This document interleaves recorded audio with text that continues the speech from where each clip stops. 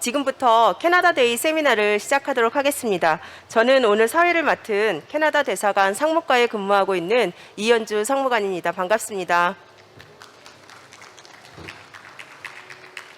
네, 먼저 바쁘신 가운데 이렇게 자리에 참석해 주셔서 진심으로 감사를 드립니다. 많은 분들이 이제 알고 계실 수 있겠지만 캐나다는 세계에서 수소를 생산국 중에서 10대 생산국입니다. 천연 자원이 굉장히 풍부하고요. 발라드사를 비롯해서 300여 개가 넘는 수소 연료전지 전문 기업체들이 캐나다에 있습니다. 2019년에는 캐나다 천연자원부에서 캐나다 수소 전략을 발표를 했고요.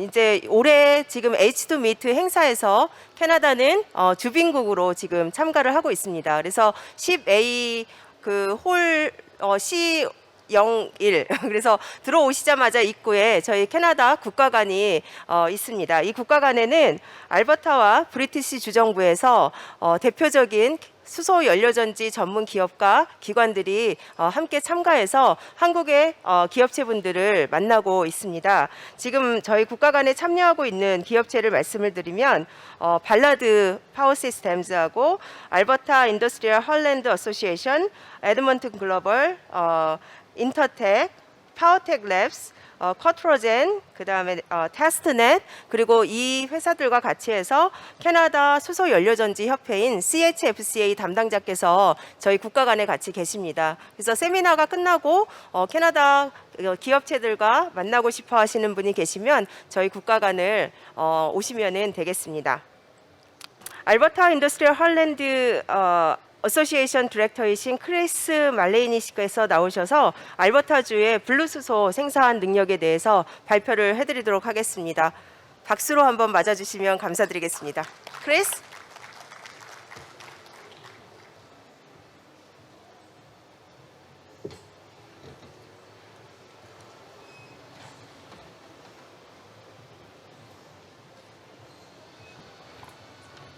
So first of all, thank you for coming to watch me speak, and I'd like to thank the conference organizers as well as our colleagues at the Alberta and Canadian Embassy for allowing us to speak today and present to you on some hydrogen opportunities in Alberta.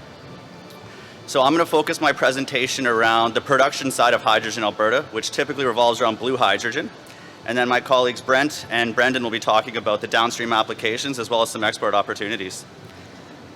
So to introduce myself, my name is Chris Malayney, and I'm the Director of Business Development at Alberta's Industrial Heartland Association. Our association is a government-supported, municipally funded organization with the mandate to attract investment into Alberta, Canada. So really what we're trying to do when we're out in the world is trying to get companies to build large-scale projects within the industrial zone we represent. And we represent the largest hydrocarbon processing region within Canada. Sorry, I'm getting signal to slow down here, so I will try my best to slow this all down. So the region we represent, it is made up of about $40 billion in assets, and there's about 45 companies operating within the region.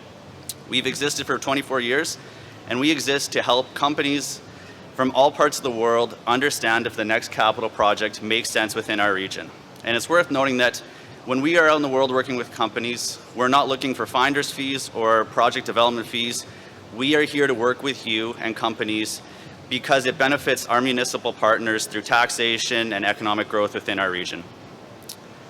So to provide some context on Canada and Alberta and our industrial zone, I've laid out this slide here. So we are located in the province of Alberta. It's the second most western province within Canada. We are an inland industrial zone, so we are not on tidewater.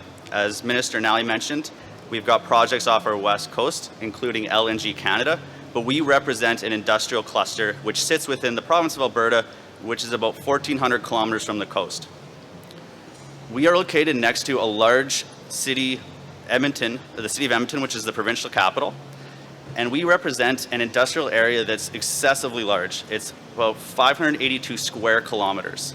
So when you look around the world and a lot of the chemical clusters in Europe and Asia, it's really tightly constrained on itself. We have tremendous room to grow, and I've got some pictures that kind of demonstrate just what this industrial area looks like. Once again, this isn't a concept. We've had assets in our region since the 1950s, about $45 billion worth of assets, and about 40 world-scale companies operating in the area. So as you can see on this slide, these are some of the companies which operate within our area. Notably, the names you likely recognize, Shell Chemicals. They operate one of their 5 eco-clusters within our region. Dow Chemicals has a large ethane cracking and derivatives complex. Nutrien, the world's largest nutrient provider, operates 2 facilities with our region, including a blue ammonia production facility. And then we've got a bunch of international industrial gas providers such as Air Liquide, Air Products, Linde, and a number of Canadian midstream infrastructure companies who are looking at ways to expand their business within Canada and outside of Canada. And these would include companies like Pembina, Inter Pipeline, Keyera, and Plains Midstream. So this slide here, there's a lot of information on here, but it gives you a sense of the products being produced within our region. So first, I've cut this up into about 4 buckets, the first bucket being midstream and utilities. So a lot of our region is based on the processing of natural gas and oil today.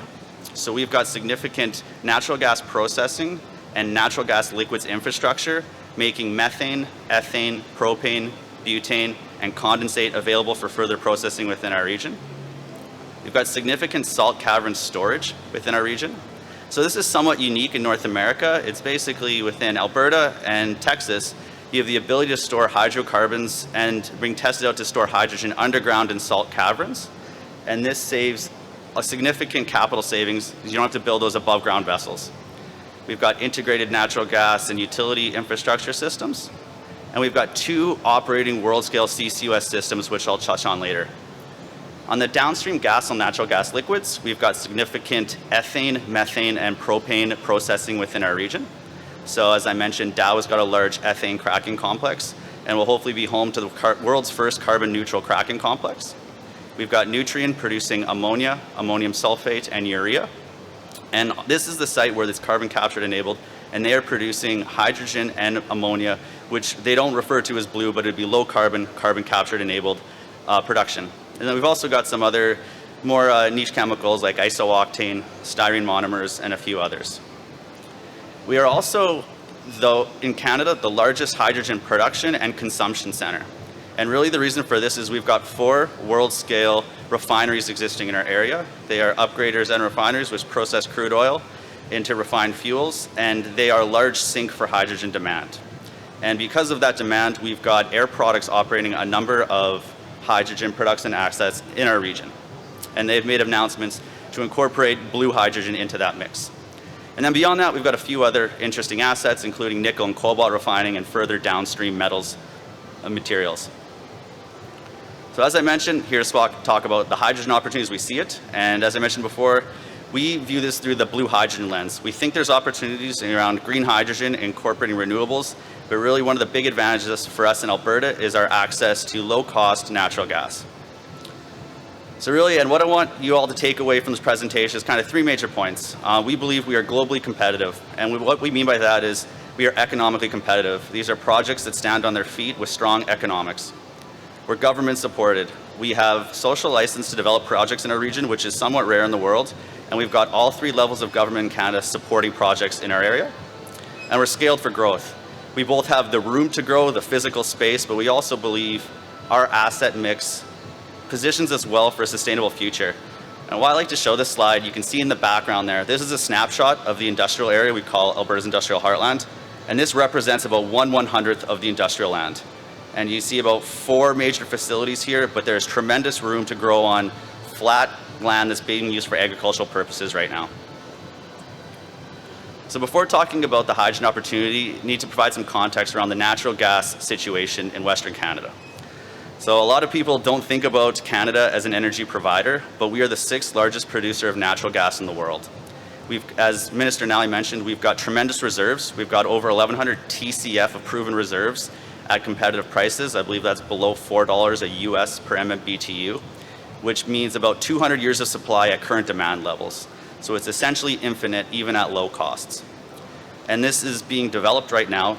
Typically, natural gas is produced as a byproduct in Western Canada because the producers are chasing the heavier fuels, condensates, and heavier liquids in that natural gas. So currently being produced in Western Canada, and I'm speaking beyond Alberta, this includes BC, you've got about 15 or 16 BCF a day being produced with about 15 flowing through the Heartland today, providing lots of access for further processing of natural gas within the region.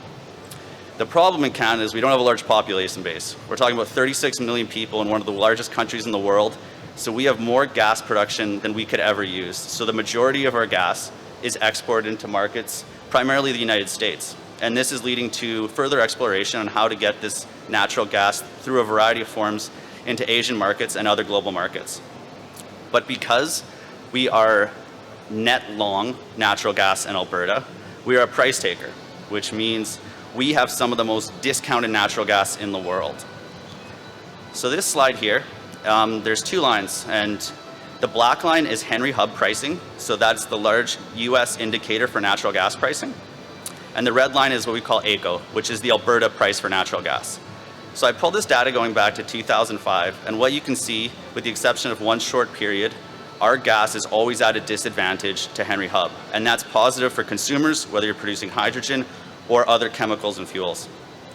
So it's ranged over a period of time between, it's gone negative. We do get short-term bursts where occasionally it flips, but that's very rare. And we've seen upwards of $4 discount. We expect long-term this to be in the $1 to $2 range looking forward, because we are going to continue to be net long natural gas, even with the uptake of LNG off the West Coast. I just ended up pulling this right before this presentation, and what we're seeing here is it's kind of interesting in the whole global context of natural gases right now. We're sitting around $4 a US per MMBTU in Alberta, which actually touched on the daily negative the other day. We get this rare occurrence where our prices actually go negative and producers pay consumers to take it away. And relative to Henry Hub, that was about 100% discount. And relative to some of the European ports, including the Netherlands, which were trading around $60 an MMBTU, it's significant savings. So we believe this is one of the key advantages for us going forward in the hydrogen space, is our ability to access both cheap but secure energy feedstocks for processing.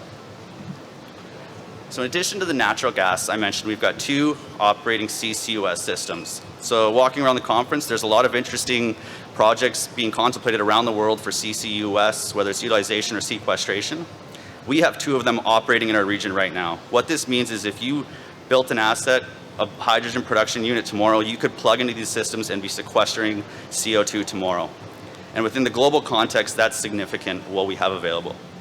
So the first project, and this has been operating since 2015, was developed by Shell. It's called Shell Quest. They're now with partners CNRL and Chevron on this project. And it sequesters 1 million tons a year of CO2, and this is just pure sequestration about 40 kilometers away from one of their refining complexes in our area. The second project, I should mention too, Shell has plans to develop another project with a couple different partners, which they're now being referred to as Atlas, which gained some global traction when they made this announcement. The second project is newer to the region. It's called the Alberta Carbon Trunk Line, and it's owned and operated by Wolf Midstream. And Wolf Midstream is a Canadian midstream company, which is relatively new in the context of some of the other companies. But this pipeline is a 240-kilometer pipeline, which, the way they define it, the world's largest CO2 pipeline. And it's operating about 10% capacity. Currently, it's capturing CO2 off of Nutrien's refining complex, or fertilizer complex in our area, as well as a refinery called NWR. So it's capturing smaller volumes of CO2 and has tremendous room to grow. So this type of asset is something that you can build and attach yourself to these assets. This was alluded to by Minister Nally in the speech before. In addition to the two existing CCUS systems, we are moving to a novel model within Canada and announced 6 new hub operators which will operate within Alberta's industrial heartland. And this means you will have 6 different companies to work with for your sequestration options. We believe this is a definite advantage for our region. As you're building new industrial projects with emissions, you will have the ability to go talk to 6 different players to shop around your emissions. And in Canada, we have a price on carbon. You have security in that price, so you're able to negotiate the value of your emissions with these 6 partners laid out here. They may or may not mean something to a lot of the companies in the room, but these are some of the largest energy infrastructure companies in Canada are participating in the space, including Shell, Enbridge, TransCanada, which is now called TC Energy, as well as a few others. So when we combine our natural gas prices and our our ability to access CO2 sequestration infrastructure, which is operating today, we believe there's a strong advantage to having some of the lowest cost hydrogen production in the world. So I pulled two separate charts here from two different sources, and I apologize, the chart on the right is difficult to see, but I believe we'll be sharing this around after. On the left-hand side, we've got a chart from the Transition Accelerator, which is a think tank out of Canada, and they estimated hydrogen production cost, blue hydrogen production cost, using autothermal reforming at a variety of natural gas prices. So at that $3 a Canadian per GJ price, and apologies, some of these units using Canadian dollars and GJs and KGs get somewhat confusing, but hopefully it all ties together here. At that $3 price, you get about $10 US dollars per GJ of hydrogen. If you translate that to the chart on the right, which is put together by the Asia Pacific Energy Research Center, that looked at a variety of different hydrogen sources globally using green and blue technologies, that would position us as the second cheapest producer of hydrogen in the world, and that's low carbon hydrogen. So difficult to see, but that red line there is highlighting the Canadian natural gas plus CCS option. The only country highlighting their support that would be cheaper than us is Russia, and right now there's difficulties in developing projects in Russia. So we believe on its own, these projects have the economic merit to go forward. But in addition to this, we've got tremendous government support from all levels of government to advance these projects. Minister Nally touched on it, but I'll elaborate a little bit further on the programs that exist. At the federal level, we've got funding programs such as the Strategic Innovation Fund, which deploys capital in various ways to best fit investors' needs for strategic projects for Canada. They've got tax credits for research, and we've got preferential tax treatment for industrial facilities called the Accelerated Capital Cost Program, which basically returns 100% depreciation for industrial assets. Newest to the federal government, and we think this is very important going forward, is they have a program called the CCUS Tax Credit Program. This is fairly new. It was announced just a few months ago, which offers tax credits for carbon capture and sequestration projects. So they will provide you 50% tax credits for carbon capture equipment and 37.5 tax credits for CO2 transportation, storage, and utilization systems. We believe this will funnel through to both the companies looking to capture off their industrial assets, as well as the transportation and sequestration options, offering a low rate to actually store that sequestration for emitters. At the provincial level, we've got significant incentives. As Minister Nally mentioned, we've got what's called the Alberta Petrochemical Incentive Program. And despite its name, it applies to hydrogen, especially low carbon hydrogen. So what that does is returns 12% of the eligible capital cost of a project to a project once they begin operations. So if you build $1 billion project, 12% of that capital is going to be returned to you in the form of a grant as soon as you start operating that asset. And we believe that program really levels the playing field within North America and the world for building these assets. They also have a number of other initiatives underway, which we are part of, such as the Designated Industrial Zone, which will fast track and align approvals for industrial assets in our region. And then finally, at the municipal level, and this is the association I represent, its members have agreed to provide an incentive program we call the Heartland Incentive Program, which returns 1 to 2.5% of project capital cost through property tax abatement. So when you build an industrial asset in Canada, you pay property tax on machinery and equipment, and our partners within our industrial zone are deferring a portion of that tax to help advance the projects within our region. So beyond providing just financial supports for these projects and having meaningful impacts to the project economics, this signals, I think, for a lot of investors that all three levels of government in Canada are ready to get behind your project and want to see you go forward. So between the project economics and supports from governments, we've been privileged to have a lot of good announcements in our region lately. So I'll touch on a few of the hydrogen-related announcements that we've experienced. The first one being a partnership between Itochu, so the Japanese trading house, Petronas, the Malaysian state-owned company, and a Canadian infrastructure company called Interpipeline, which is owned by one of the biggest private equity firms within Canada. They have announced they are looking at two projects by project, which would be a world-scale blue ammonia and a world-scale blue methanol project. And the intent, and I believe my colleague Brendan in his presentation will touch on the export opportunity, is to deliver hydrogen through the form of chemical carriers seems to be the most viable route to get it out of Canada right now. So they're looking at ammonia to deliver into Asian markets. Similarly, Mitsubishi has announced a project with Shell to look at delivering hydrogen to Asia through the form of ammonia from one of their industrial facility within the Heartland. I will mention, though, that these projects are in study phase. They're not sanctioned. They're not a final investment decision yet. We also have Hydrogen Canada, and Brian Moon here is representing the project, so I recommend go talking to him. He is looking at something very similar to the other projects, or his company is looking at something very similar, looking at world-scale ammonia projects to feed Asian markets. And finally, I've put it in here, it's not a pure hydrogen project, but Dow has announced they're looking at the world's first carbon-neutral cracker within our industrial zone. And the reason I include on this list, because it's utilizing hydrogen to an extent to help decarbonize the existing operations. So we're hopeful. These projects are all in study. They're not sanctioned, but we're hopeful these go forward and it helps us plant a flag in delivering energy to Asia and other parts of the world at the global scale. So that's everything I got for you today. We've got our booth set up in the Canada zone, so if you got any questions, want to chat about it, please come by and come have a conversation with us. Thank you for having me.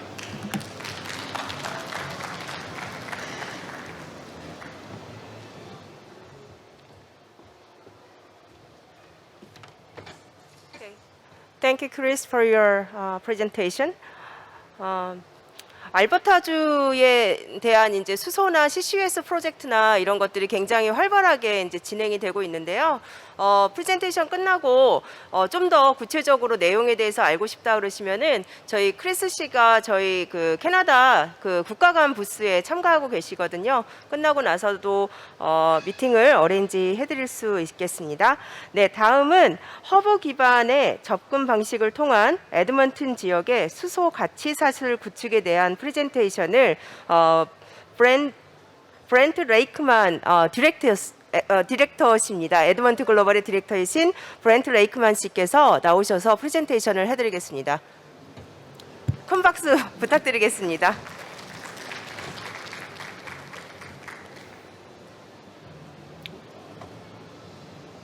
Thank you, and appreciate the opportunity to speak at this conference, as well as the support from the Government of Canada, the Alberta Government, the Alberta office in Korea, and the embassy of Canadian Embassy in Korea here as well. So I'd like to build off of Chris Malayney's overview of our activities on the hydrogen production side. I'll be focusing more on the hydrogen use side and the work of our Edmonton Region Hydrogen Hub. And again, focus on this hub being Canada's first hydrogen hub and by far the largest hydrogen hub, with initiatives in a range of areas to grow hydrogen demand across a range of sectors. So just again, to put a bit of context, Edmonton Global, my organization, represents 14 municipalities that make up the Edmonton metropolitan region. And you can get a sense of the regions here. It's actually a very large area with about 10,000 square kilometers for a very large footprint within the province of Alberta. Large population base, maybe not necessarily compared to the Seoul population, but 1.5 million people in the metropolitan Edmonton region, or just under 1.5 million.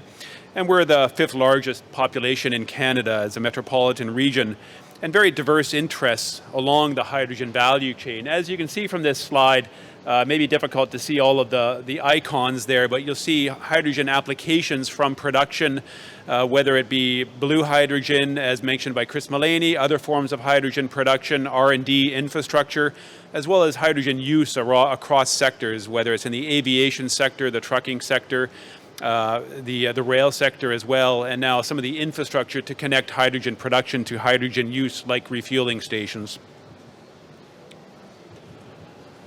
Just to focus briefly on the Edmonton Region Hydrogen Hub, this is the first hub again in Canada.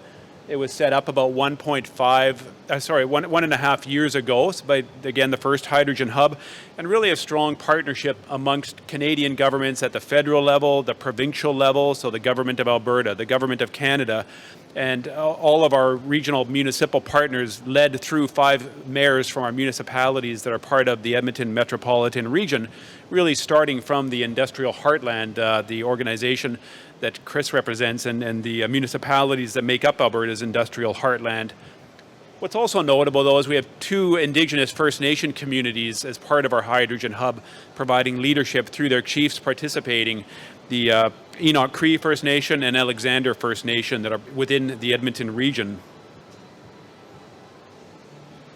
And as well, I should have mentioned also our economic development organizations, our organization Edmonton Global, as well as the Alberta Industrial Heartland. So what is the hub approach? How are we pursuing hydrogen activities within our region? So really a transparent mechanism to allow for a deeper understanding of the opportunity, setting a vision for hydrogen within the region through convening stakeholders and key sectors that span the full value chain. So again, we're not only focused on production, but we're focused on use across a range of sectors and the enabling infrastructure that will support that. Soliciting input and feedback from industry and others. We've been engaging well over 100 organizations in our region over the past year, probably closer to 200 by now, and really trying to quantify what is the sectoral opportunity around hydrogen production. So whether it's using hydrogen in the transportation sector or hydrogen for heat and power, and I'll get to that in a moment. Key is making the information from the Hydrogen Hub public so everyone can understand what this vision is all about. So as industry makes investment decisions, those decisions are informed by sound analysis through our hub partnership. So the approach I'll be taking for the rest of this presentation is really to show how we're supporting the hydrogen value chain by leveraging our core assets and our capabilities in a range of areas, from policy all the way through to market access. I'll probably leave some of the latter sections for the next presentation from Alberta Corporation, but I'll focus on the first several ones. So first is the policy framework, and this would have been referenced already by Minister Dale Nally and also by Chris Malayney in his presentation. But in Canada, in our region, we have a very high degree of alignment of policies, whether it's at the regional level through the Industrial Heartland and our supporting municipalities, at the provincial level through the Alberta Hydrogen Roadmap and its predecessor, the Alberta Natural Gas Strategy and Vision, which saw hydrogen as a key opportunity, and through the Canadian Hydrogen Strategy that was very much informed by the work in our Edmonton Region Hydrogen Hub. And if you'll review the Canadian strategy, a hub-based approach is very much a key part of how we plan to move forward to secure the economic opportunity that we have in Canada around hydrogen.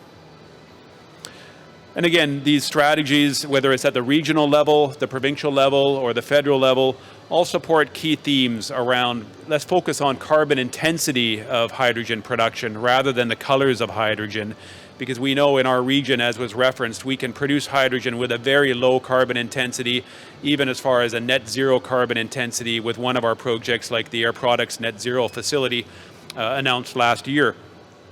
Hydrogen hubs are a key part of the approach, as well as growing demand and also supporting the export opportunity. So the approach we're taking in the Edmonton Region Hydrogen Hub is to leverage off of our ability to produce large amounts of low carbon hydrogen at a very low cost. So the key is, how do we benefit from this by enabling the infrastructure that will allow that hydrogen to be used across sectors, whether it's in the transportation sector, our buildings, our communities, our aviation sector, because again, we feel we have a strategic advantage we need to build off of, and how to diversify our economy off of this strength. So growing more hydrogen demand, even attracting industries to our region for the manufacturing of hydrogen-related equipment and infrastructure.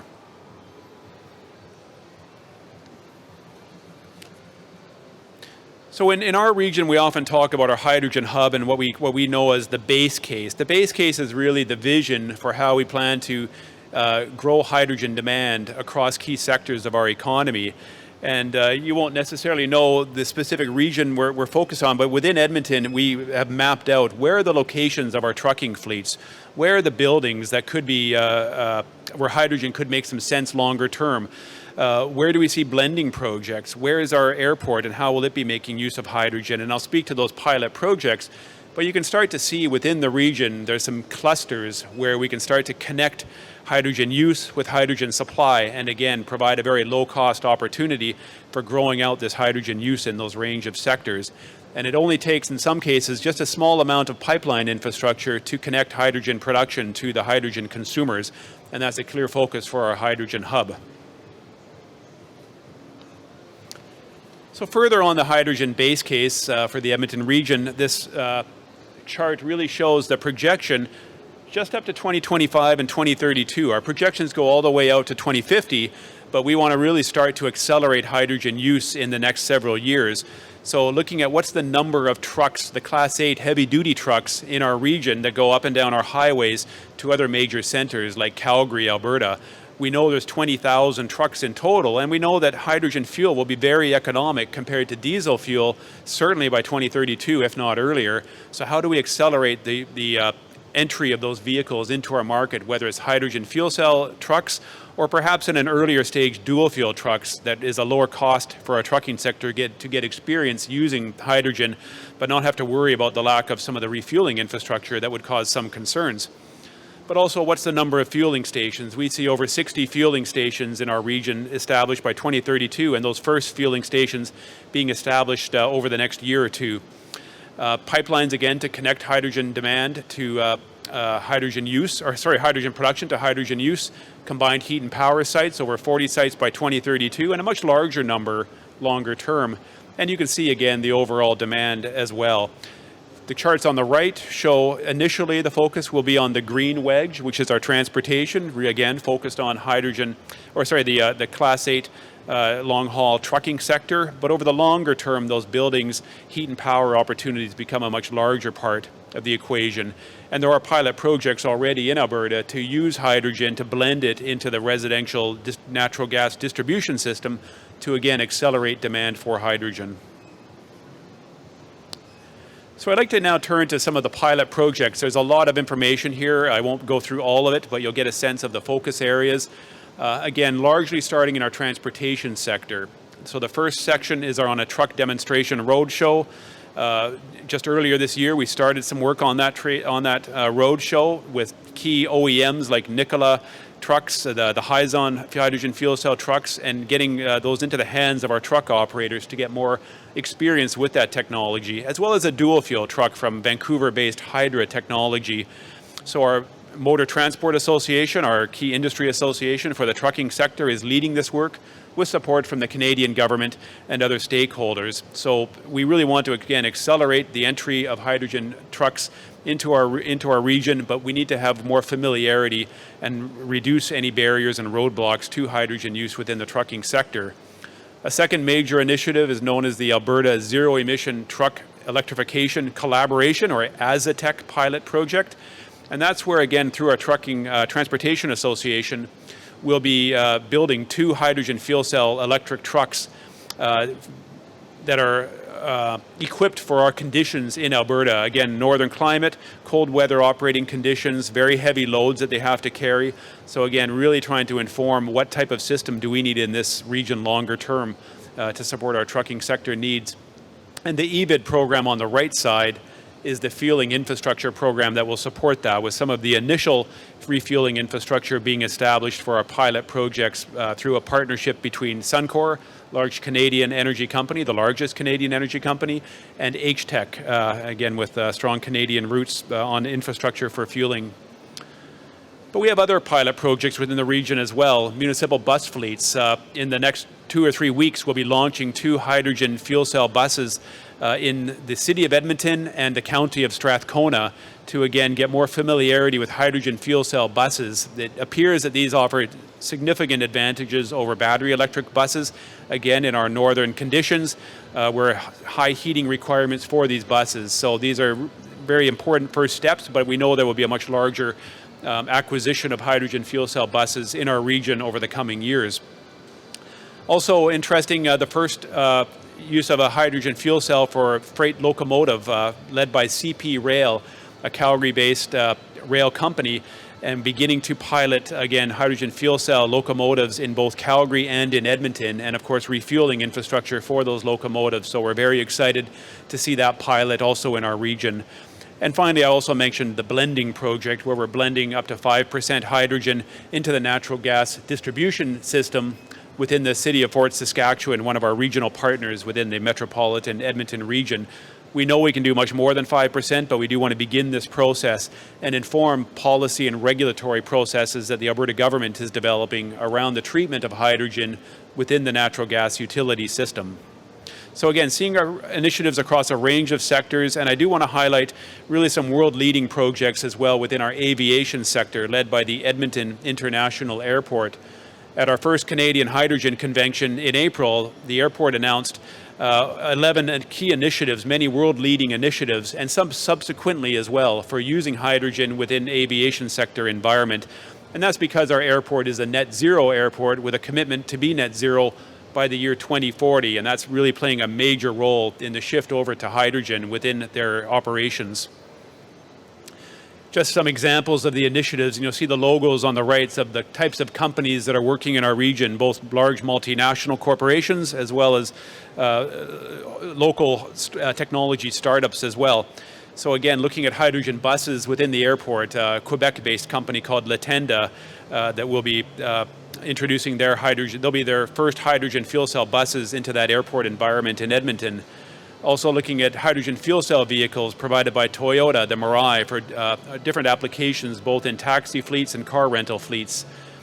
We're looking at fleet airside hydrogen diesel fleet dual fuel technologies through, again, Hydra out of Vancouver, launching the world's first dual fuel hydrogen armored car fleet. The company is called Vexel, with using, again, hydrogen dual fuel technology, and ensuring we have the hydrogen fueling stations in place. So when I spoke earlier about those first 5 stations, the airport will have 2 of those first 5 stations very soon within the airport with a partnership with First Element Fuel. And just very recently announced a partnership with Zero Avia, a world leader, to provide pilot hydrogen electric flights that will advance the use of hydrogen for the decarbonization of aircraft operations within the wider system. We have organizations, again, from Japan, join the Japanese Overseas Infrastructure Agency, providing support to make some further connections, as well as with Mitsui company to decarbonize the entire transportation sector within the airport operations through testing and piloting new green technologies. And one of our local companies in Edmonton, SBI Bio, providing a green hydrogen source as well for the aviation sector at the airport. Just as I near the end, I wanted to also talk about our Alberta Clean Hydrogen Centre of Excellence. This was announced in April as well at our convention, and it's an attempt now to really be focused on the next generation technologies for production of hydrogen, as well as the transportation and use of hydrogen, so across the entire value chain. And the first round of funding was announced for overall a $50 million program, with the first $20 million announced about 2 months ago. So we're in the middle of those funding applications, and that's really just for Stream 1. We'll have future streams that are organized by our other funding organization known as Emissions Reductions Alberta for later stage technology commercialization, or higher TRL levels, TRL 7 to 9. So stay tuned for much more information coming out of Alberta, again focused on things like how do we ensure we have low carbon intensity hydrogen production from the region. I'll just finish with a few additional slides to really show our value proposition in some other ways that we haven't talked about yet. But in Alberta, we have a very strong talent base with more engineers per capita than any other province in Canada, really double the Canadian average, again based on that experience from our energy sector in Alberta. And that also relates to our manufacturing productivity, which is at a higher rate, more than 2 times the rate of Canada or other provinces. So again, a highly productive labor force in Alberta and high value products coming out. And again, you'll see, again, that young, educated labor force we have in our region that will support the hydrogen sector as it moves forward.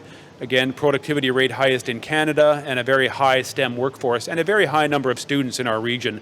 About 130,000 students of our total population of 1.4, so almost 10% of our population are at our 7 post-secondary institutions. And we're looking at the labor force associated with the hydrogen economy. This is a really exciting project for me because we're looking at what that future labor force needs to look like and how we can leverage our existing skill sets from oil and gas. What will that new number look like as far as the new number of workforce that will be needed for the hydrogen economy up to 2050, and how will we grow from oil and gas, and what gaps can we fill to ensure we have the right skill sets in place to support industry's requirements. So we're in the middle of a hydrogen labor force market assessment, and that work will be done early next year. I think it was mentioned by Chris Malayney, we have very large industrial parks in our region. 2 of the world's top 10 industrial parks are within the Edmonton metropolitan region. The industrial Heartland being number 2 according to this measurement, and a Nisku industrial park in our southern region close to our airport being number 10. So again, we're used to operating these large industrial centers, very large fabrication capabilities, second in North America only to Houston. So this capability is ready for the hydrogen deployment. And finally, lowest taxes amongst our Canadian provinces. And it was just announced yesterday a very large surplus for the Alberta government. So that will ensure we keep our tax rates very low in this province moving forward. And lastly, just the market access. I'm sure many of you are aware of our close proximity to the Asian markets from Western Canada. Our Port of Prince Rupert in particular has some significant advantages compared to transportation of product like ammonia from other parts of North America. So we want to, again, leverage off of that capability, that strength that we have within this region to ensure we can get products to Asia, whether it's Korea, Japan, other parts of the world as well. And of course, we have a foreign trade zone within our region, custom bonded warehouses, agreements with 14 international trade agreements with over 51 countries. You can see them referenced here. So again, we're a trading jurisdiction, and we want to continue to advance trade. Just lastly, again, the next steps for our hydrogen hub will be continue to work with the Canadian government to implement the Canadian hydrogen strategy, ensure we have the infrastructure in place to support exports, for example, support other federal programs being implemented, and really being the starting point for many of these initiatives as the location in Canada where we can quickly scale hydrogen production and hydrogen use. Continuing in Alberta with the hydrogen roadmap, key policy decisions moving forward, the Hydrogen Centre of Excellence I already mentioned, and continuing to work with that centre to implement their initiatives, and advance the export opportunity in partnership with other governments across Canada, including the government of British Columbia. And finally, in our hydrogen hub itself, continuing to implement our base case, to implement initiatives to build off of that vision now for hydrogen use in the region, like the 20,000 trucks that we want to be advancing very quickly. Implementing further pilot projects, working on our supply chain companies that can support international investors as well, and continuing to engage industry. So again, just a quick snapshot of our hydrogen hub and some of our key initiatives. And again, we'll be at our booth in the Canadian Pavilion, and look forward to any questions you may have there as well. Thank you.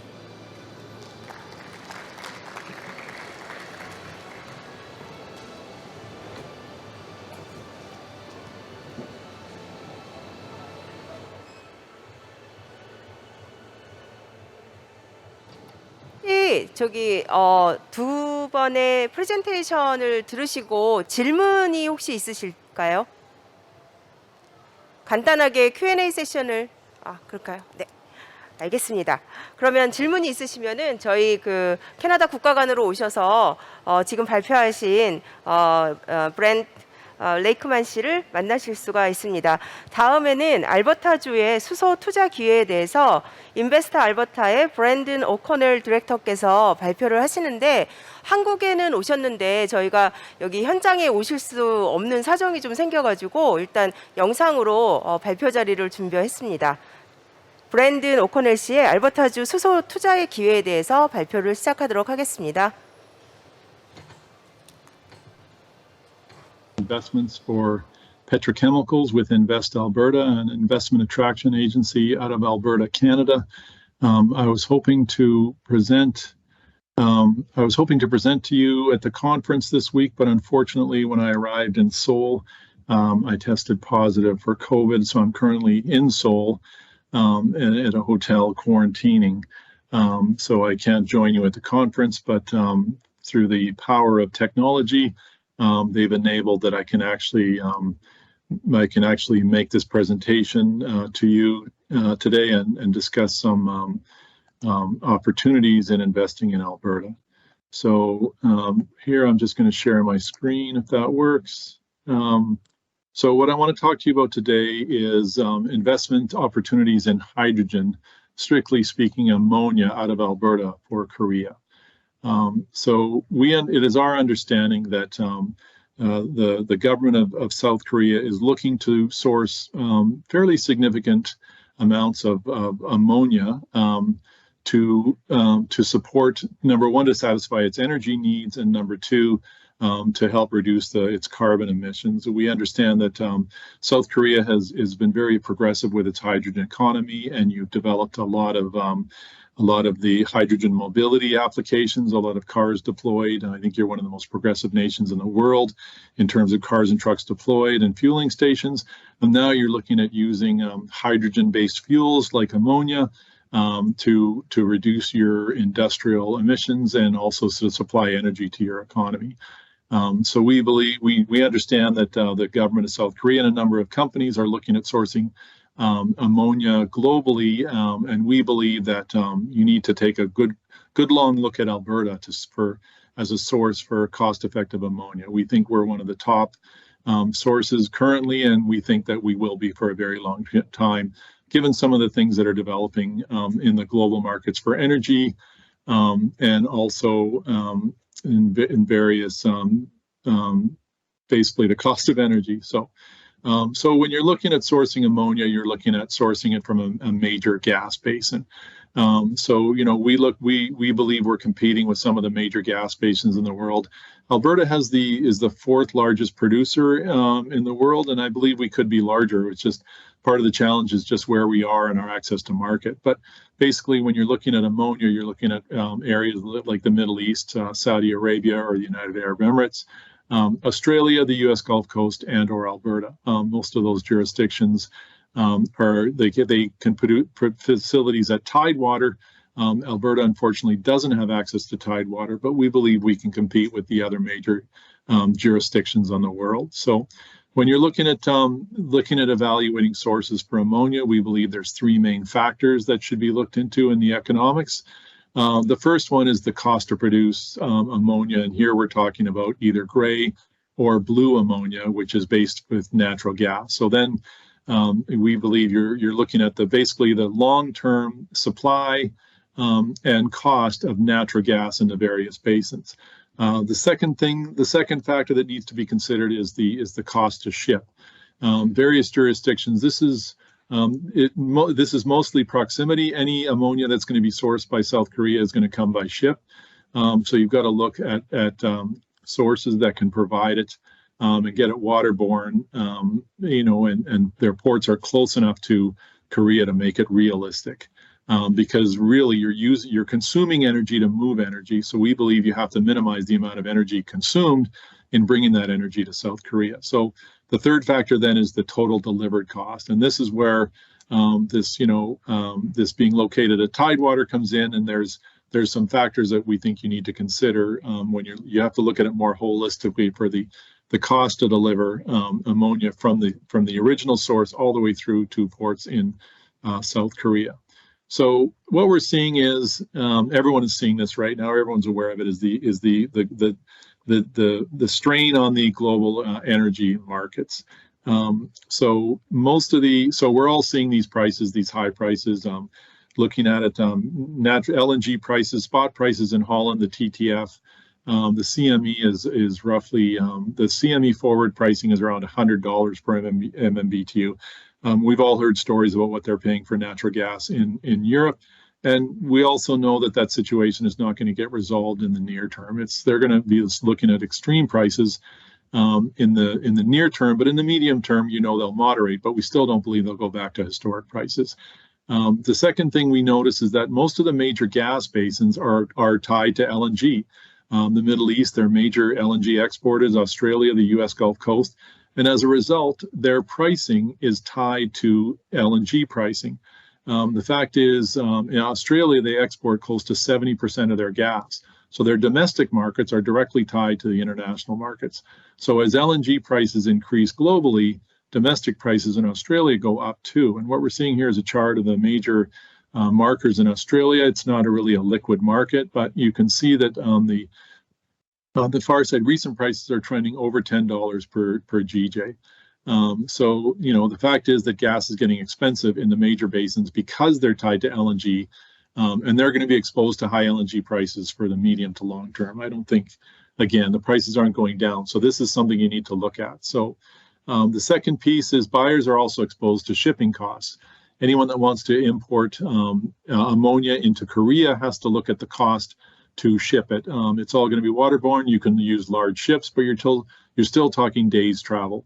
And days are then the ships go out at a day rate, and this exposes any buyer to volatile energy costs. You're basically burning bunker fuel, diesel, maybe you're burning ammonia, but you're expending energy to move it, and if that energy is expensive, it can seem counterproductive. So you need to look at the cost to ship from the various ports and see what is the most cost-effective option.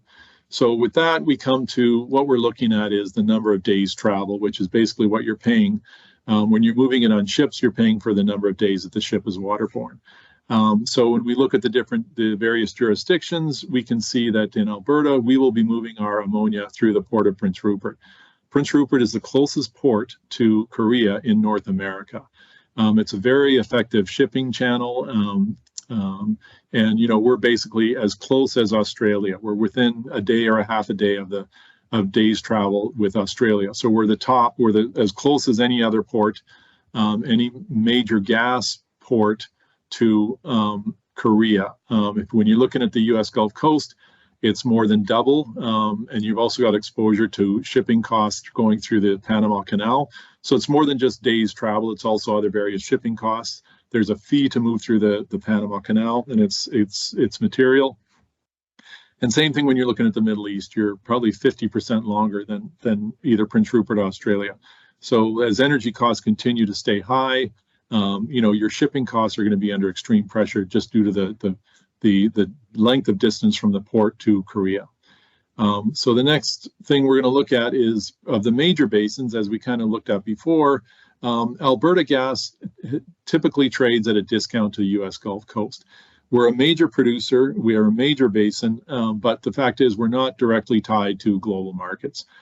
For various reasons, we don't have the same LNG capacity as other jurisdictions, so we're not tied to those markets.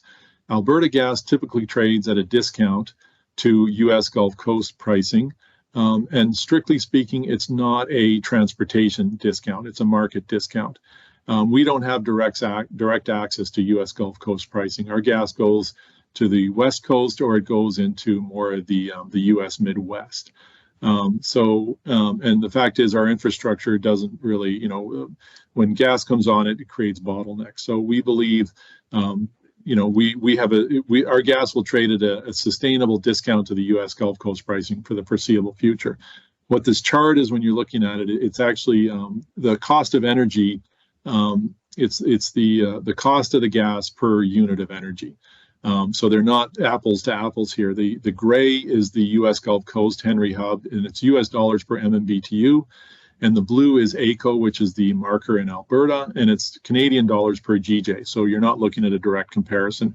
The AECO, the Canadian dollar, is around 80 cents to the dollar, and a GJ is slightly smaller. So there's an adjustment. But what the bottom bar chart shows is the historic discount. Again, historically, it was around $1 to $1.20.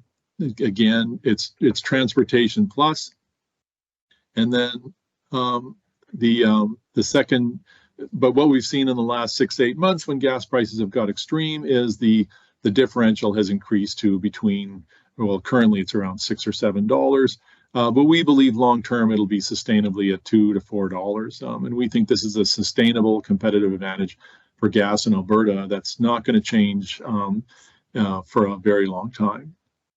So what we did is we did a fairly rough analysis of the impact on the economics of producing ammonia. This is based on a fairly simple model. Again, it's either gray or blue ammonia, so natural gas based. If you look at the production cost, this is a 1 million ton per annum facility with that costs about $1 billion to build. And the gas is roughly 75% of your production costs. So what we're looking at here is basically what we're saying is you can produce at $5 per GJ, you can produce ammonia for about $370 a ton at your plant gate. We've seen various governments and agencies look at, future prices for ammonia, and they're basing their analysis on $2 and $3 and $4 gas, and we just don't think that's realistic. Hopefully we get back to $4 gas, but not in the medium term, right? So when we're looking at this at $5, it's about $370 a ton. At $9, which is the current pricing in the U.S. Gulf Coast, it's about $546, which is roughly a 50% premium to what you'd produce in Alberta if you were producing today. So if you're producing today in Alberta, you'd be less than $370 a ton, and if you're producing the U.S. Gulf Coast, you'd be around $546. You can see the pricing in Australia; it only goes higher, right? So there's a material cost advantage to making your ammonia with this low cost gas. So what we've kind of covered here today is looking at the fact that when you're looking at producing ammonia, you've got your production cost, your production facility, and we believe in Alberta, we're extremely competitive. And then you've got your shipping costs to Korea. And again, we're as competitive as we're the same as Australia, and we're better than the U.S. Gulf Coast and the Middle East. We're far more cost effective. But the challenge for us is we don't build our facilities at tidewater. Just due to the geography of Canada, we have a massive coast, but they're just not conducive to building facilities on the coast. So we prefer to build our facilities inland and then export, either by pipeline or in this case by rail. So what we've been working on, we spent about 2 years developing the idea of exporting this is by producing ammonia in Alberta and moving it by rail to the West Coast. So we've developed, a plan here is to build a transloading facility in Fort Saskatchewan and move the ammonia via rail out to Prince Rupert, where it will be loaded onto, major ocean-going vessels for shipping to Korea. The reason we're doing it this way is we believe what we'd like to do is do kind of common infrastructure, so it becomes more of a utility model. No one company would own all of the infrastructure; it's common, and therefore anyone that wants to contract it can access it. And what that does is that gets your utilization rates up, so that gets your cost per ton down. So we think by doing what we're doing, and you're looking at number one, higher utilization rates. And number two, potentially some government support. We believe we can create this hydrogen export corridor, and provide, be able to get the ammonia from Alberta all the way through to Korea extremely cost effectively. We believe this export corridor will allow Alberta to be able to provide South Korea with ammonia at the lowest delivered cost. So, low cost natural gas and the export corridor will make ammonia produced in Alberta the most cost effective, we believe. And we believe this will allow South Korea to source a significant amount of energy, low carbon energy, long term at very cost effective pricing. So we believe as we develop this energy corridor, we will become the top source for cost effective ammonia for delivery to South Korea. We look forward to working with you. I would take questions, but obviously I can't. But some of my colleagues, I believe, are still around, and maybe they can answer your questions. If you have any, I apologize again, but it was beyond my control. Thank you.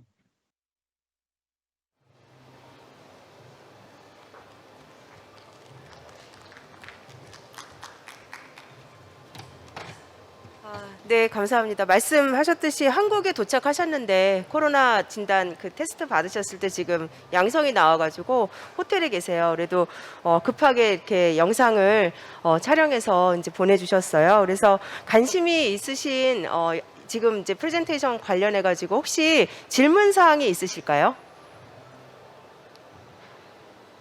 네. 그러면 질문이 있으시면 아까 말씀드렸듯이 저희가 C01번에 캐나다 국가관을 운영하고 있습니다. 오늘 발표하신 크리스 씨하고 브렌트 씨가 거기서 이제 계시고, 또 저희 알버타 주정부의 저희 원자영 수석 상무관님이 잠깐 일어나 주시겠어요, 상무관님? 네, 여기 계시거든요. 그래서 알버타주 관련해서 수소 관련된 어떤 사업의 기회나 아니면 뭐 투자나 현황이나 이런 것들이 궁금하시면 저희 원자영 상무관님께서 또 이렇게 미팅도 해주시고 정보를 나눠주실 수 있을 것 같습니다. 하겠습니다. 네, 지금까지 그 알버타 주의 수소 산업에 대한 전반적인 현황과 그다음에 프로젝트 투자 기회에 대해서 발표가 모두 끝났습니다. 그리고 지금부터는 브리티시 컬럼비아에 있는 기술 회사와 브리티시 컬럼비아에 있는 하이드로젠 오피스에서 발표가 진행이 되는데 안타깝게도 이제 한국에 오시지는 못하셔서 영상으로 진행이 될 예정입니다. 다음 발표는 PEM 연료 전지 및 수전해용 AEM 브레인 기술에 대해서 소개를 해드리겠습니다. 아이노마 이노베이션이라고 BC에 있는 MEA 아이노머 멤브레인 전문 기업입니다. 벤자민 브리턴 CTO씨께서 발표를 영상으로 해주시도록 하겠습니다.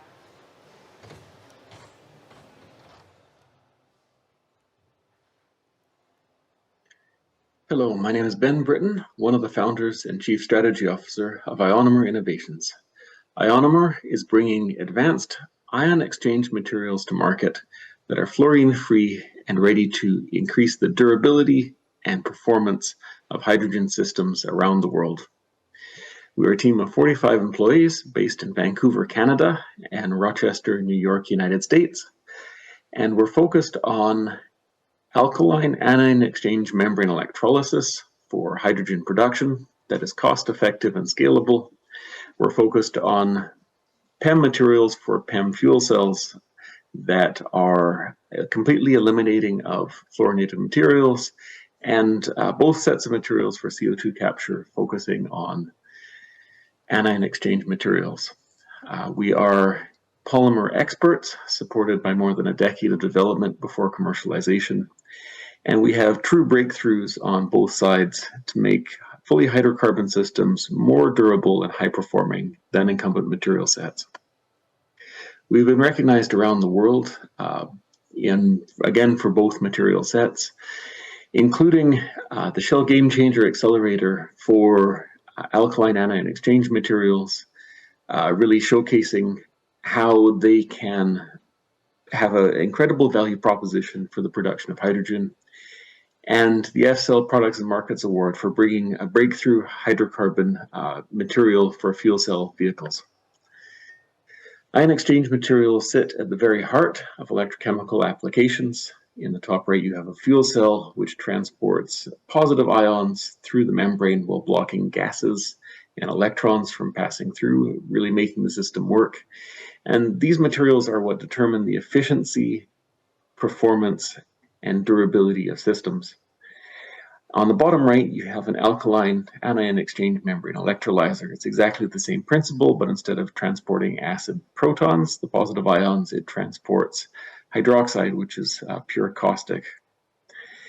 And no materials have really lived for very long in these conditions. Our amine materials are the first and only indefinitely stable materials in operating conditions required by industry, which is greater than 70 degrees Celsius and 1 molar potassium hydroxide.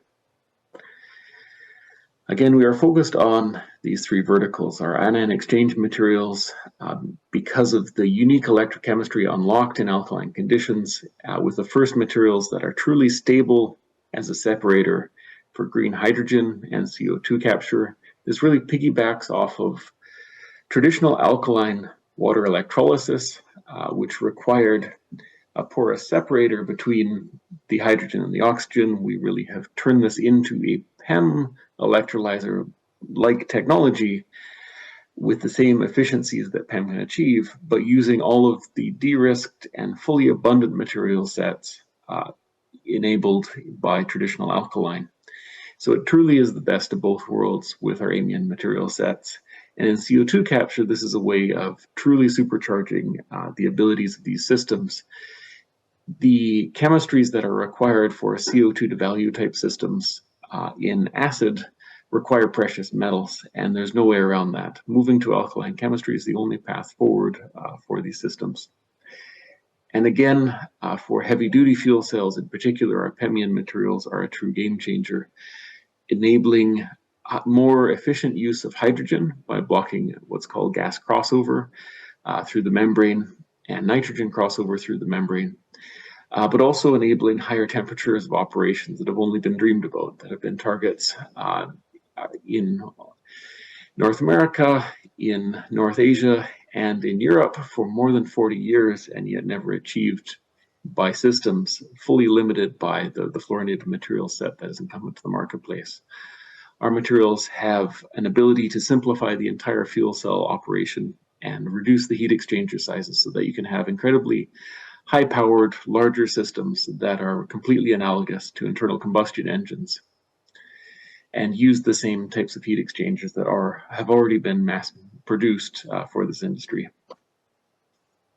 We believe that hydrogen can be everywhere. We believe that hydrogen can replace up to 25% of world energy in a hurry, and our material sets are really focused on the highest impact applications at this present moment, but really ion exchange materials are useful through the entire system. If you have applications in any of these areas that can use an electrochemical solution, we have materials for you. Again, we really believe that AEM is a disruptive technology. We do have a PEM technology, but AEM is the disruptive technology for water electrolysis because the capital cost and the size of these systems can be by far the lowest. Current state of the art in traditional alkaline is 18 tons of steel per megawatt produced. For a PEM, it's less than a ton. We believe that our AEMs can use a ton or less, just like a PEM, to produce a megawatt. And it can also use a lower nickel grade of stainless steel because it's a less caustic environment as well. And all of this while having the same types of performance and efficiencies as PEM. The most important thing versus PEM is eliminating platinized titanium and, more importantly, iridiuminized titanium and iridium catalysts, which are incredibly scarce and will be completely eaten up by even the existing projects that are going out into the marketplace. So by eliminating iridium from our system, by moving to catalysts like nickel iron oxide that are completely abundant, we can solve the entire supply chain risk that exists today in the electrolysis system with PEMs. Traditional alkaline is a good technology, but these systems are incredibly large. They are difficult to scale up as a result of just the sheer magnitude of the scale of these systems.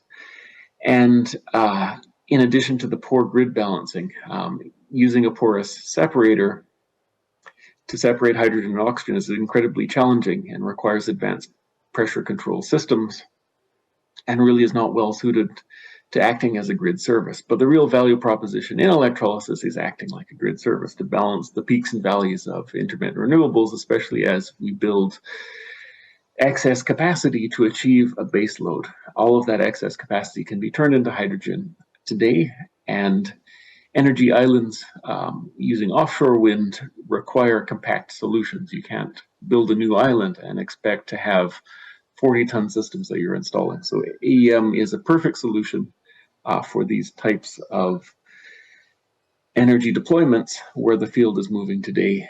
And truly, this is a game changer for activities like direct wind to hydrogen systems, which will be a game changer for the economics of hydrogen and, in fact, for the rollout of intermittent renewables globally. The major gatekeeper on the deployment of intermittent renewables is not the availability of the generation systems like wind and solar. It is the grid deployment ability. If you can remove the interconnect queue, is what it's called, and enable direct production that is cost effective and efficient, that is the true game changer. And we could deploy as much renewable electricity as we're producing in total in the world every single year. That is the power of low-cost electrolysis, and that is what AEM uniquely unlocks. And these cost targets are not our cost targets. These are FCHJU, the fuel cell, or the Clean Hydrogen Partnership now in Europe. These are the 2030 CapEx goals. And PEM has a severe risk to it in that they're fighting with electronics for iridium supply. So this is an optimistic value for PEM, but is completely achievable for alkaline, and AEM is the game changer on top of that enables mass market adoption. How did we make the world's most stable materials in caustic? We protected imidazoliums, and imidazoliums are the other way of making high functionality anion exchange materials. Most of the fields looked at something called quaternary ammoniums, which is a very common family of materials, but also has numerous degradation modes that are completely intractable. There's only two ways an imidazolium can break down, and we stopped the majority way and we protected the second way, and that went from something that broke down in minutes to something that was indefinitely stable, literally more than 2 years with no degradation whatsoever in any condition. And our next generation chemistries have really improved upon that to give something that is indefinitely stable above 70 degrees Celsius, so 80 degrees Celsius, 1 molar KOH for years. And we see in a 6-month test absolutely no degradation by NMR or by mechanical properties. And we've in fact run a system for more than a year with no membrane associated losses. So looking at these materials, in fact, we wound up less than 20 microvolts per hour. There's 2 steps for this data where we had lower degradation, in fact, meeting the 2024 EU targets and exceeding them, and actually nearing the 2030 targets, which would take these systems to 20 years between stack changes. Truly for deployment, especially because of the abundance of these systems, you don't need a 20-year single cell lifetime. You can totally refresh the stack cost effectively. It would just be a fraction of the OPEX. What we have really shown here is that AEMs can be scaled and can live and serve in hydrogen deployments cost effectively. And that is completely eliminating iridium at targets that are, again, meet and exceed the 2024 EU targets for this technology. In fact, I've overlaid the results that we've achieved with the National Renewable Energy Lab, and you can see that our initial results without iridium, in fact, overlap the 2024 PEM targets and vastly exceed the 2024 AEM targets. If you take a traditional alkaline electrolyzer, swap out the separator, you get more along the lines of the 2024 AEM target today. But again, there's numerous ways of improving both of the design methodologies, either from a PEM perspective, where we have these very high performances, or from a traditional alkaline. Moving across to our PEM technology, we have something that completely replaces naphthalene with greater chemical stability, lower hydrogen crossover for improved fuel efficiency and system lifetimes, and again, this long sought after high temperature operation. It's a fully green chemistry as well, so fluorinated chemistry is a massive challenge in any supply chain, not just for the fact that it will be banned by 2030 or 2035 in all places in the world as a very particularly bad subclass of perfluoroalkyl substances, PFAS in general. It will also doesn't have the same restrictions on scalability that naphthalene has. PFSA materials are produced in factories made of Inconel that are difficult to scale, and in production lines that are equally difficult to scale. Our materials use systems that already exist in far larger scales than are required for giving literally everybody in the world a fuel cell car. At the core of our materials breakthrough is using a fully polyaryline sulfonic acid system. There are no ethers or sulfones or ketones or any other group that is susceptible to radical degradation. In a sense, the entire molecule is a radical trap and it's reversible. And we've shown this with small molecule tests. What does that mean? We have an incredibly high IEC, 3.5 milliequivalents per gram is an extraordinary number, double what would normally make water solubility out of any hydrocarbon material. And we can process this out of low boiling point solvents. In fact, the same types of low boiling point solvents that are already used in fluorinated material production today for fuel cell vehicles. And so you can slot in our materials into your existing production process with very minimal adjustments, and this enables rapid scaling. And our chemistry is actually incredibly reproducible due to our chemical strategy, and this helps immensely as well to create mechanically robust membranes with these high IECs, and really to meet the targets for quality and exceed the targets for quality that currently exist in the industry. And we can do this even as a small company through our asset light strategy, working with partners to scale both the chemistries and the film coating incredibly successfully. And this has enabled us to create thousands of square meters of these materials so that you can integrate this into your device and even create full stacks. And we can show that it's reproducible through this entire process. And so we create a 15 micron membrane today, really suited for incredibly long lifetimes. But we also achieve very, very high performances, unprecedented through-plane performances this is at room temperature, but again, greater than fluorinated materials at any temperature. And this again shows even lower area resistance losses than even short side chain materials at these very high temperatures, and enables an even higher temperature cap. And so this is incredibly promising on the performance side, but also on the durability side. Without any radical scrubbers, we achieved greater than 20,000 cycles reproducibly on the combined oxidative mechanical stress test.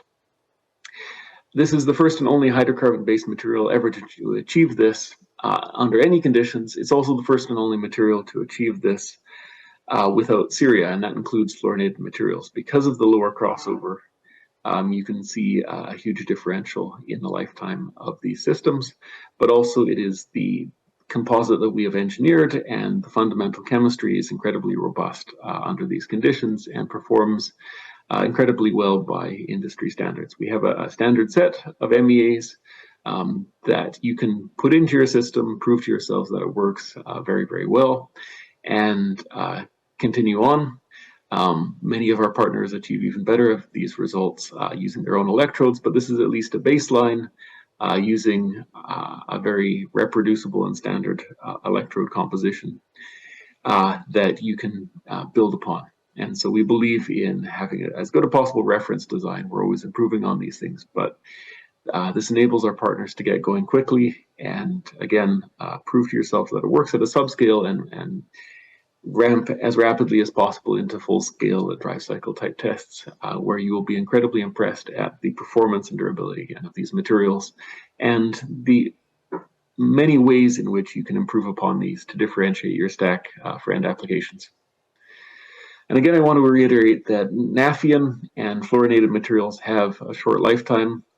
They cause likely well in excess of $100 billion in health effects per year, but is also found in rainwater at unacceptable properties around the world, including Antarctica. This is really causing substantial backlash from the EPA and EU REACH, and I expect that Korea REACH and other places will soon follow with these types of recommendations to reduce and eliminate where possible. Ionomr is showing that hydrocarbon chemistries can fully eliminate PFSAs in the most intractable conditions that people never thought would be displaced. But we have the durability and performance to do this without trade-offs, in fact, with only benefits. So we are a very flexible partner. We would love to work with you to make your systems shine. We can work with stack manufacturers if you want to build full systems or any sort of iteration of partnership that you can demonstrate this absolutely cutting edge technology in your plants or for your customers. However your value model works, we can work with you to integrate our materials into your system and see the game changers that these advanced materials can be.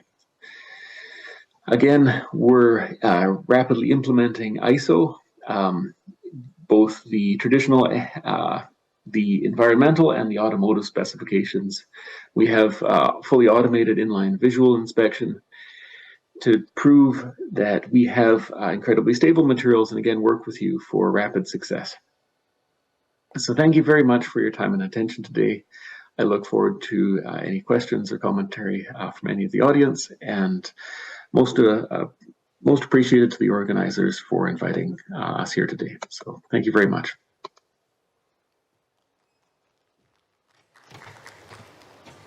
네, 감사합니다. 아이노마 이노베이션은 이번에 저희 그 국가 간에 직접 와서 참가는 못하고 저희가 아이노마 이노베이션의 제품이나 기술 협력, 뭐 디스트리뷰션 이런 쪽에 관심이 있으시면 저희 국가 간으로 저를 찾아오시면 제가 여기 지금 발표하신 CTO 분이시거나 아니면 현지에 계신 담당자분하고 제가 벌추얼로 연결해드리고 하는 것들을 하고 있거든요. 그래서 끝나고 나서 한번 저를 찾아오시면 되겠습니다.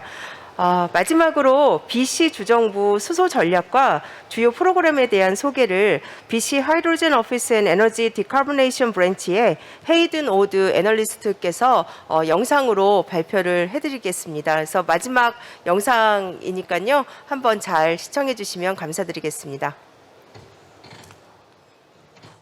Everyone.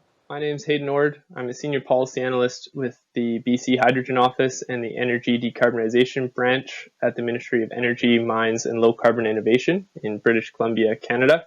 And I'm here to talk to you about hydrogen in our province. We'll do an overview of the BC hydrogen strategy, detail some of BC's hydrogen advantages, discuss strategy implementation, and also talk a bit about BC's hydrogen export opportunities. The BC Hydrogen Strategy was released in July 2021. It was the first provincial hydrogen strategy released in Canada, and it was also a Clean BC commitment. Clean BC is British Columbia's North American leading climate plan. The hydrogen strategy clarifies how British Columbia will promote, incentivize, and support the development of hydrogen production, use, and export over the next 10 years and beyond. And it does this by detailing 63 policy actions that are spread across the short, medium, and long term. A big part and reason for the BC Hydrogen Strategy is to acknowledge that British Columbia has a lot of hydrogen advantages to begin with, and how can the province leverage those advantages to work with partners in the private and public sector to make British Columbia a leading hydrogen jurisdiction. BC has the natural resources to produce hydrogen via several production pathways. We have clean electricity to produce electrolytic hydrogen, vast natural gas resources, actually the largest in Canada, to produce hydrogen from natural gas, whether that's steam methane or autothermal reforming with carbon capture, utilization, and storage. And we also have significant carbon storage capacity to enable those natural gas pathways. In addition to natural resources, we also have an existing leading hydrogen cluster here in BC, with over 70 hydrogen companies making up over half of Canada's total. And this is not only a leading, Canadian leading hydrogen cluster, but also a world leading hydrogen cluster.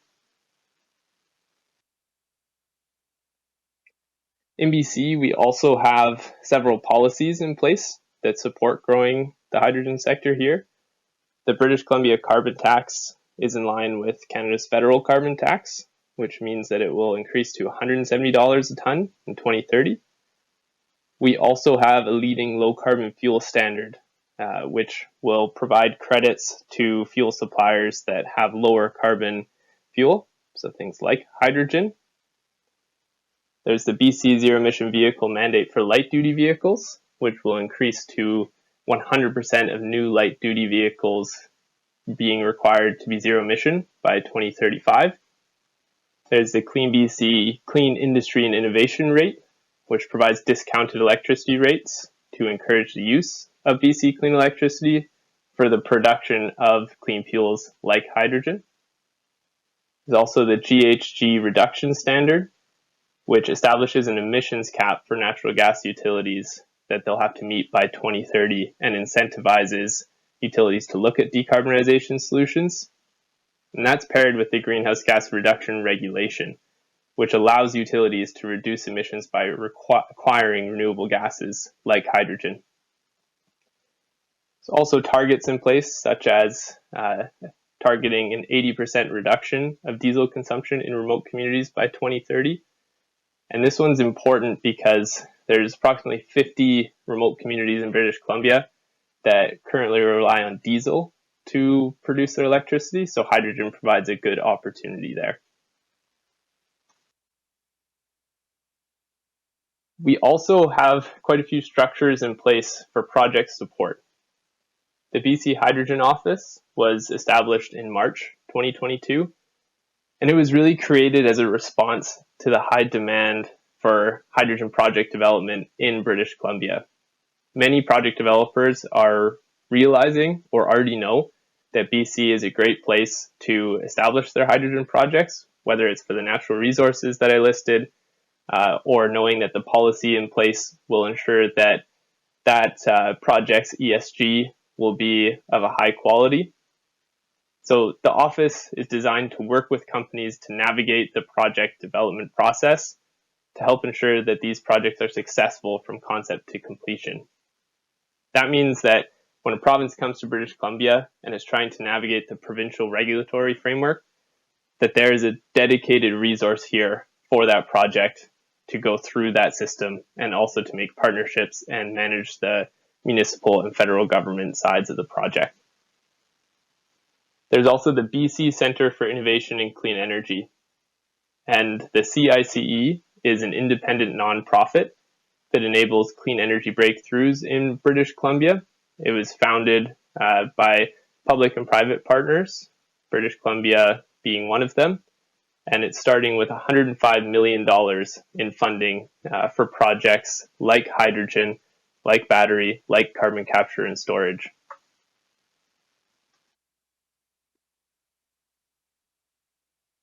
So in 2022, we set up an implementation plan that we're moving through, and that is identifying legislative and regulatory gaps for hydrogen project development, establishing a declining carbon intensity threshold for low carbon hydrogen to make sure that hydrogen used domestically and produced here in BC is aligned with our net zero by 2050 target.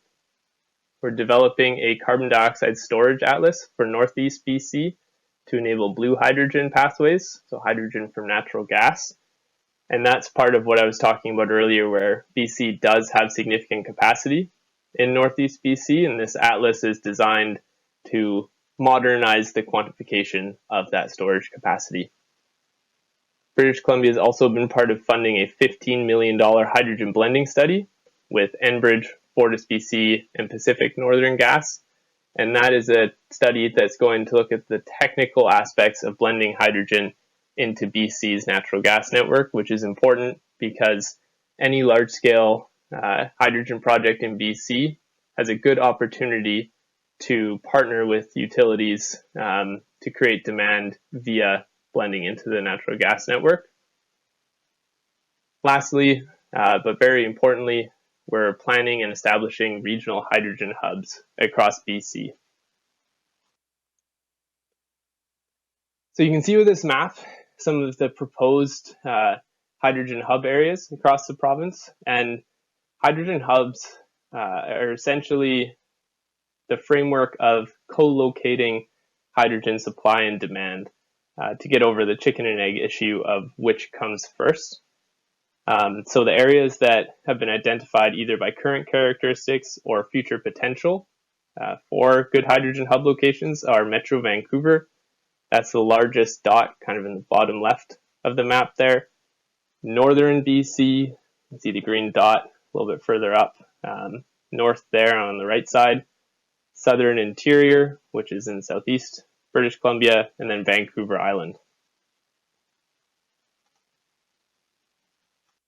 So for the first hub, we're focusing on Metro Vancouver to develop a hydrogen investment blueprint in partnership with the BC Centre for Innovation in Clean Energy.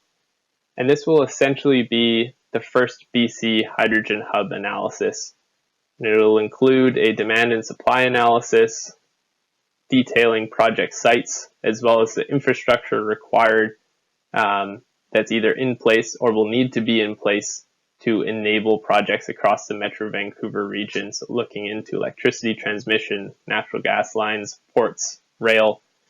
And all of this is being done with the goal of facilitating investment, commercialization, and partnerships across the region.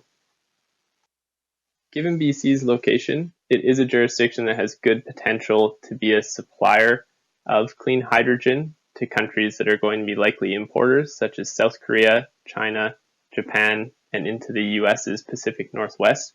And British Columbia is certainly interested in establishing strong relationships with these jurisdictions to establish trusted supply chains of clean, low-carbon hydrogen moving forward. In addition to our proximity to the several large export markets that I detailed on the previous slide, BC has several other strengths for hydrogen export. We have, as I mentioned earlier, a world-leading hydrogen fuel cell and hydrogen technology cluster here that those same jurisdictions, companies from there have been importing these technologies to help establish their local hydrogen economies, and those are partnerships that we can leverage moving forward. We also have over 40 hydrogen projects that are proposed in BC, and they represent nearly $5 billion of potential investment, and a strong local industry here that is starting to form could really benefit from the growth of an export market as well. So it's not an either or, and for British Columbia, both the export market and its domestic market will be able to benefit from each other's growth simultaneously. As a coastal jurisdiction, we also have the availability of deep water harbors, which can handle large ocean-going vessels. So we have good tidewater options through the Port of Vancouver as well as the Port of Prince Rupert. Thank you very much, everyone, for listening today. Again, my name is Hayden. I'm a Senior Policy Analyst with the BC Hydrogen Office and Energy Decarbonization Branch at the British Columbia Ministry of Energy, Mines and Low Carbon Innovation. Feel free to reach out with any questions you may have to the email listed here. Thank you. 네, 이렇게 해서 오늘 캐나다데이 세미나를 모두 마치도록 하겠습니다. 그래서 발표한 자료에 대해서 궁금하신 분은 발표 자료 다운로드 받으셔도 되고요. 그리고 발표하신 분하고 이렇게 1대1 미팅이나 좀 더 정보를 원하시면 저희 C01번에 캐나다 국가관을 지금 운영하고 있습니다. 그래서 오셔서 저를 찾으셔도 되고요. 이현주 상무관을 찾으셔도 되고 아니면은 담당자분의 만나고 싶다고 말씀해 주시면 저희가 스케줄을 보고 또 연결을 해드리도록 하겠습니다. 예, 오늘 이렇게 바쁘신 가운데 참석해 주셔서 감사하고요. 다음 기회에 또 뵙도록 하겠습니다. 고맙습니다.